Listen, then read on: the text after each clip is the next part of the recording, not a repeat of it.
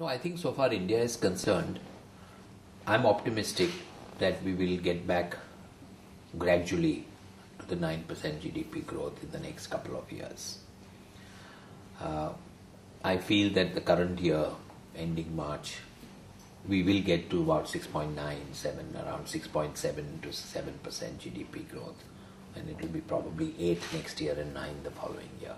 So I'm very optimistic so far as India's growth is concerned.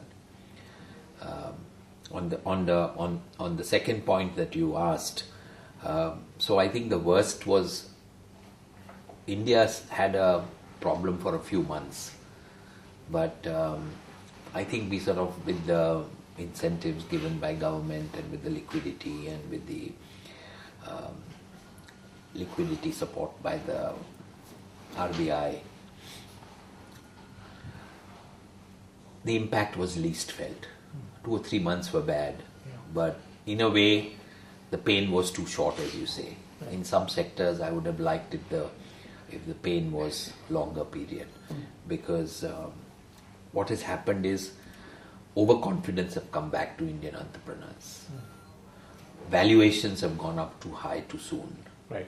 They're certainly not sustainable, or there's no way they can increase unless profits increase and unless you have better margins and higher turnover.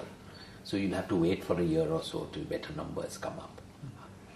So yes, the stock market has run ahead of its time, but that's what every time it does. And I'm concerned about a couple of things. I'm concerned about the overvaluations of the IPOs. I'm concerned about the overvaluation of the preferential allotment and the overvaluation of QIPs. Okay.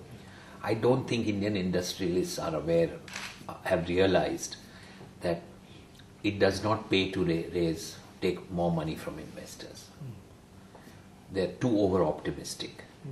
And every IPO in the last 3 months, 4 months have shown that on listing, 95% of them are quoting below. Below what I have. Investors are not here to lose money. Investors invest money to make some money. So I think Indian industrialists have to realize that money has to be left on the table. They cannot be too aggressive. If they want to enter the market again and again for other projects and in their group companies, it is better always to be more realistic rather than artificial valuations. But no one listens. And investment bankers are equally to blame, because the investment banker that offers a higher premium gets the assignment. Right. So that's another fallacy in ours. So I'm worried about that.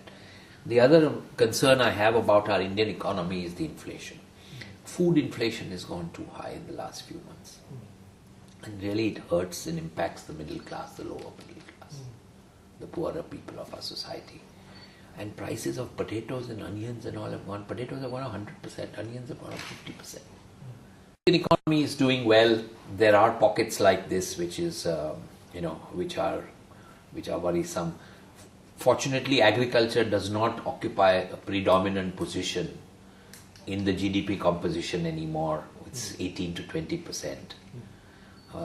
Services is almost 55%, plus 60% or so. The service sector is growing well. In between, there are certain sectors within the service sector which slowed down, like hospitality and aviation. But telecom, finance, banking, IT, BPO, software, again, civil aviation has picked up, hospitality has picked up. So that sector, the 55-60% of our GDP is growing at double digits, which is really the main reason why the overall GDP will be around 7-8%.